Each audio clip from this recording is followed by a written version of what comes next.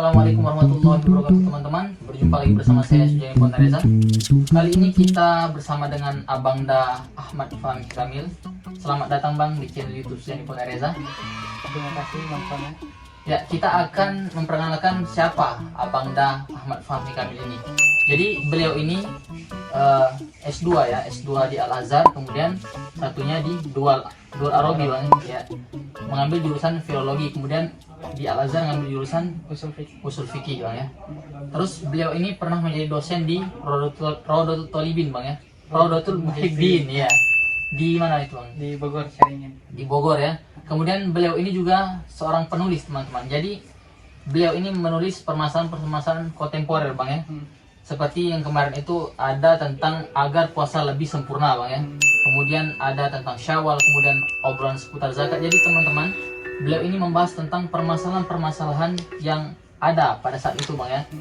Nah, teman-teman bisa download atau baca karya beliau ini di link yang akan saya letakkan di deskripsi teman-teman. Kemudian ada satu lagi Bang yang lupa Bang tadi tulisnya Bang.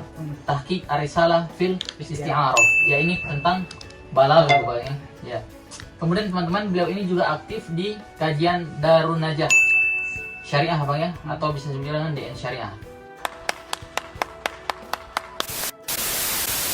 Nah Bang, kan banyak nih Bang, ada fenomena-fenomena yang mengatakan ada seorang ustadz Bang ya, yang mengatakan bahwa dia itu belajar dengan Allah dan Rasul Bang. Jadi langsung belajar dengan Allah dan Rasul dan belajar secara otodidak Bang. Jadi gimana Bang menurut Abang tentang pandangan orang yang mengatakan seperti itu Bang? Oke, terima kasih. Sebelumnya saya ucapkan ke Bang Fona karena mengangkat tema yang sangat luar biasa, tema yang lagi hangat untuk diperbincangkan kali ini. Lagi viral. Dan memang cocok untuk dibahas. Kenapa? Karena memang kita butuh jawaban-jawaban seperti ini, pertanyaan masyarakat yang mungkin belum terjawabkan. Kita sharing di sini, mudah-mudahan bisa bermanfaat didengar sama kawan-kawan semua. Ada fenomena tentang orang yang mengatakan bahwa Ustadz yang mengatakan bahwa belajar langsung kepada Allah dan Rasulullah, dan beliau tidak berguru, tapi belajar otodidak. Yang pertama, kalau misalnya dia ini pengen belajar kepada Rasulullah, ya nggak apa-apa. Kalau dia seorang sahabat, ya kalau dia sahabat Nabi. Nah, yang kedua, dia bukan sahabat Nabi. Yang ketiga, kalaupun kita ingin betul-betul menggugur Rasulullah, ingin betul-betul meniru Rasulullah SAW, caranya satu, harus berguru. Kenapa? Karena Rasulullah pun berguru. Rasulullah pun berguru. Apa dalilnya? Rasulullah setiap bulan Ramadan itu membacakan dan belajar membaca dengan malaikat Jibril. Malaikat Jibril dari Allah Subhanahu Wa Taala, dan itu pun sebuah tindakan yang dilakukan oleh Rasulullah. Tindakan yang dilakukan Rasulullah SAW adalah sebuah sunnah. Nah, kalau orang mau ngikutin Rasulullah, ikutin sunnahnya Rasulullah. Kalau orang mengaku betul-betul cinta sama Rasulullah, ikutin Rasulullahnya. Rasulullah berguru, dia juga harus berguru. Itu seharusnya orang Islam. Nah, yang pertama. Kemudian yang kedua, belajar atau berguru itu sangat penting. Kenapa demikian? Karena yang memerintahkan langsung Allah. Yang memerintahkan langsung Rasulullah. Sekarang pertanyaannya, apa dalilnya? Kan gitu sekarang ramai ya, apa dalilnya? Dalil kata orang. Ya kan, kalau nggak ada dalil nggak mau diikutin, kalau nggak ada dalil nggak mau didengar kan kayak gitu. Dalilnya kan gampang, sering kita dengar. Kata Allah, fas'alu ahla dzikri in kuntum la ta'lamun. Tanyalah kepada ahlu dzikir, tanyalah kepada ulama. Ya kan, fas'alu, bertanya. Nggak mungkin kita bertanya sama diri kita sendiri. Itu namanya bukan belajar, tapi muhasabah. Ya kan, kalau mau bertanya sama diri sendiri nggak apa-apa, muhasabah setiap malam itu namanya muhasabah. Tapi yang dibahas oleh Al-Quran, fas'alu ahla dzikri, yaitu para ulama. Nggak mungkin kita bertanya kepada ulama kecuali kita berguru. Jadi dalam ayat ini memerintahkan kita untuk berguru. Kemudian yang kedua dari hadis Nabi SAW, apa kata Nabi? Dalam hadis yang diriwayatkan oleh Ibnu Abdul Bar, Nabi bersabda, talabul ilmi fardhatun ala kulli muslimin wa muslimatin, ya kan? Mencari, namanya mencari pasti dia keluar, namanya mencari pasti dia dia mencari-cari di mana guru, di mana ilmu, seperti itu. Mencari itu bukan di kamar. Kalau di kamar namanya berdiam diri. mencari itu bukan di pojokan ruangan. Kalau di pojokan ruangan namanya balas chat misalnya. Namanya mencari pasti dia keluar. Iya. Ditambahin lagi dengan hadis Nabi SAW, man kharaja Fi thalabil ilmi fahuwa fi sabilillah sabilillah hatta yarji'a. Ini kan hadis yang diriwayatkan oleh Imam Tirmidzi. Man kharaja, siapa saja yang keluar. ya kan, keluar berarti untuk mencari ilmu, untuk berguru. Nggak mungkin dia keluar untuk mencari ilmu tapi dia malah ke pasar gitu kan. Pergi-pergi datang dari Indonesia ke Mesir cuman nggak belajar, ini namanya bukan man kharaja fi sabilillah. Jadi harus berguru. Memang ini udah diperintahkan oleh Allah dan langsung diperintahkan Rasulullah. Dan siapa saja orang yang mengaku mengikuti sunnah dan mengaku mengikuti Al-Quran itu harus berguru, karena inilah ajaran Allah dan inilah ajaran Al-Quran. Seperti itu Bang Fona. Urgensi berguru itu seperti apa sih Bang? Pentingnya berguru? Iya. Pentingnya berguru itu seperti apa Bang? Pentingnya berguru seperti ini. Kalau kita ilustrasikan, walillahi mathalul a'la, itu sama kayak Bang Fona misalnya belajar ilmu kedokteran. Semua ilmu-ilmu kedokteran dipelajari sama Bang Fona. Cuman satu, Bang Fona itu nggak berguru. Bang Fona itu nggak belajar langsung sama dokter dia. Kira-kira kalau ada orang sakit mau operasi, tahu Bang Fona nih, kalau misalnya ini orang nggak punya titel kedokteran tapi belajar sendiri, kira-kira ada nggak orang yang percaya gitu? Kayaknya nggak ada Bang. Nggak ada kan? Iya. Mau nganterin nyawa berarti. Yang ada malpraktek, Iya. ya kan? Yang ada nanti kesananya akan kena hukum pidana. Iya. Kenapa? Karena pertama dia melakukan praktek ilegal, pengobatan ilegal, ya kan.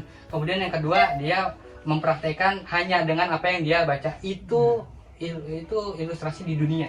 Pembahasan di dunia, apalagi di akhirat. Iya. Apalagi tentang ilmu agama yang bertanggung jawabnya bukan di dunia doang, tapi di akhirat juga. Iya. Kurang lebih seperti itu. Jadi kalau misalkan kita nih Bang, contoh seperti saya Bang, kalau menjadi guru Bang, tentu kan punya syarat-syarat. Apa Bang syarat-syarat menjadi seorang guru itu Bang? Syarat-syarat untuk menjadi seorang guru pertama dijelaskan dalam kitab itu. Pertama, guru itu guru agama kita bicara. Iya, kita bahas tentang guru agama sih. Guru agama ya. Pertama, seorang guru itu harus betul-betul fasih membaca Al-Quran. Kemudian memahami Al-Quran. Bukan hanya itu, setelah itu dia harus paham betul dengan makna yang dia sampaikan. Kemudian ilmu ulumul Quran dia harus paham, seperti mutlak muqayyad, kemudian am dengan khas, kemudian ada nasih dan mansuh, dan seterusnya. Itu ilmu-ilmu yang di dalam Al-Quran. Kalau seandainya dia tidak bisa menyebutkan hal-hal seperti itu, maka dia dilarang untuk berfatwa, dilarang untuk menjawab apapun seenaknya. Nah ini bahaya kan kalau seperti itu. Kemudian yang kedua, dia harus paham tentang ilmu hadis. Jadi hadis itu bukan cuma bisa baca hadis atau bisa mengartikan hadis, lebih daripada itu dia harus tahu asbab wurudnya. Kalau di Al-Quran namanya asbab nuzul, kalau di hadis namanya asbab wurud. Nah dia harus tahu seperti itu. Kemudian yang am mana, hadis yang umum mana, hadis yang khusus mana, ini dia harus tahu. Kemudian dia harus belajar bahasa Arab. Kenapa? Karena Al-Quran diturunkan bahasa Arab. Kalau Al-Quran diturunkan dalam bahasa Brazil, mungkin kita udah belajar bahasa Brazil ya kan. Kalau bahasa Jakarta pakai bahasa Jakarta. Alhamdulillahnya Al-Quran turun dengan bahasa Arab. Makanya kita harus paham betul dengan bahasa Arab. Nggak sampai situ. Kalau misalnya sampai situ aja mungkin Imam Syafi'i udah jadi ulama sejak kecil kan. Kenapa? Karena Imam Syafi'i itu dari kecil sudah hafal Quran. Pertama hafal Quran. Yang pertama udah beliau lewati hafal Quran. Kemudian beliau itu dari kecil itu diantar sama ibundanya ke suku Huzail.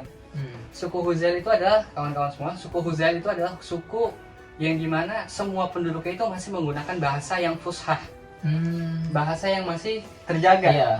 Kalau bahasa Indonesia nggak ada bahasa Riau-nya, nggak ada bahasa Betawi-nya, seterusnya nggak ada. Nah ini beliau di sana ditempah selama bertahun-tahun, sampai beliau itu menjadi hujah. Kata para ulama itu Imam Syafi'i hujjatun fil lugha. Jadi hujah itu kan luar biasa. Setelah itu beliau pergi ke Madinah. Untuk apa ke Madinah? Untuk berburu. Padahal ilmunya udah banyak itu. Udah banyak, udah matang kan? Udah jutaan ilmu ada di pikiran beliau. Cuma beliau masih berburu ke Madinah, masih pergi. kemudian beliau berguru lagi ke Baghdad, kemudian beliau pergi lagi ke Mesir. Mesir. Itu kan rihlah beliau, perjalanan beliau dari satu tempat ke tempat yang lain itu kan karena apa? Karena beliau ingin berguru, karena beliau tahu urgensi itu berguru itu seperti apa. Kemudian yang keempat, orang itu harus memahami usul fikih. Usul fikih bang ya. Ya, usul fikih harus betul-betul dipahami karena itu dia mengambil istinbat daripada Iya, istinbat sebuah hukum bang. Iya betul. Itu nggak bisa kita mengambil langsung daripada Al-Quran, mengambil langsung daripada Sunnah kalau misalnya kita belum paham tentang usul fikih, dan itu bakal fatal kalau misalnya kita seperti itu. Jadi yang pertama tadi Al-Quran bang ya, kedua hadis, kemudian bahasa Arab, kemudian usul fikih bang. Iya. Ada lagi nggak bang? Ini sederhananya seperti itu. Sederhananya seperti itu bang ya. Jadi bang, yang saya tangkap dari yang abang sampaikan tadi, dari teman-teman, saya mencoba untuk menyimpulkan bang, walaupun tidak semua lengkap bang ya. Mantap. Ya. Yang pertama itu, jadi kita harus berguru bang ya, karena Rasul pun berguru tentunya bang ya. Kata Rasulullah, kalau misalkan man ahya sunnati faqad ahabbani. Masya Allah. Barang siapa yang menghidupkan sunnahku, maka dia telah mencintai aku bang, katanya bang ya. Jadi kalau misalnya kita mencintai Rasulullah, berarti kita harus berguru, mengikuti sunnah beliau tentunya bang ya. Terus yang tadi bang tentang apa sih pentingnya berguru itu? Ya, yang telah abang sampaikan tadi, bahwa kalau misalkan saya jadi dokter kan, tiba-tiba nggak ada apa-apa, belajar otodidak gitu kan, suntik langsung mati mungkin bang ya. Kayak gitu bang, apa gambarannya bang ya kalau misalnya gitu. Tapi ini kan tentang ilmu agama, urusannya bukan di dunia saja, berarti juga di akhirat bang ya. Kemudian tentang syarat-syarat menjadi guru tadi bang, saya tangkap bang, seperti yang pertama yaitu kita harus mengetahui Al-Quran bang ya. Jadi kita bukan hanya hafal Al-Quran saja bang, bang ya, tapi juga bisa menafsirkan segala macam itu bang ya, dan pakai komplit lah tentang Al-Quran bang ya.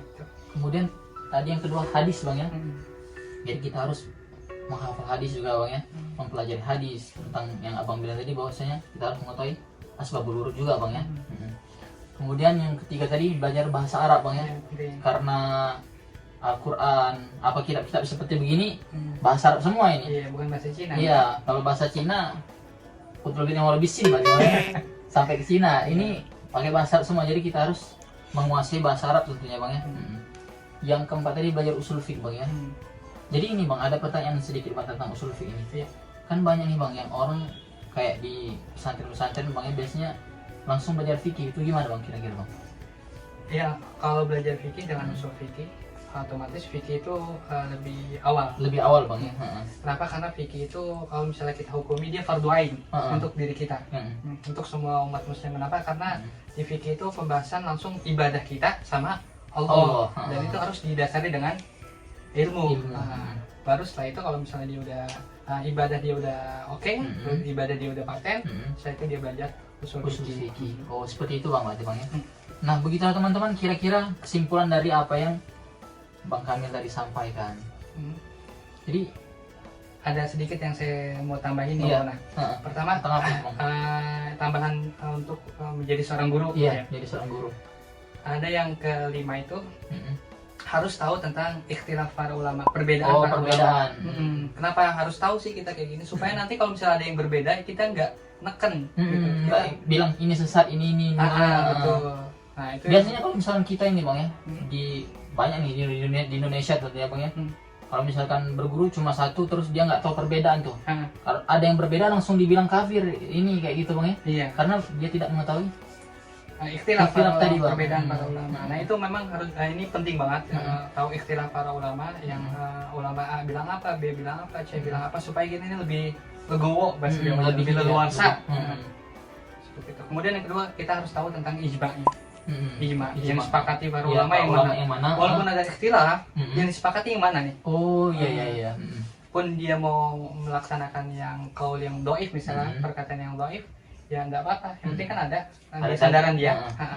Yang penting dia tahu ijma'nya, yang disepakati para ulama sesuai konsensus ulama yang ini. Nah, itu dia dua tambahan, tahu ikhtilaf, tahu tentang ijma'nya. Berarti kita harus tahu tentang ikhtilaf dan ijma' bang ya. Iya, insyaallah. Kalau misalnya kita nggak tahu ikhtilaf, ini pulang-pulang ke Indonesia, kalau misalnya belajar di sini beda, di Indonesia beda, bisa bilang orang kafir gitu bang ya. Menyalahkan orang lain gitu bang ya. Jadi kalau misalnya kita belajar tentang ikhtidat tadi, kita Hmm. lebih luas pandangannya bang. Iya, Kalau betul. ya? Mm-mm. Betul. Oh iya iya. Karena pun yang namanya ta'assub itu, Mm-mm. ta'assub itu bukan maknanya bukan kita berpegang teguh sama satu mazhab itu ta'assub, bukan. Mm-mm. Itu namanya taklid. Iya, Beda ya kan? taklid, iya. Taklid itu mengikuti satu mazhab secara konsisten. Mm-mm.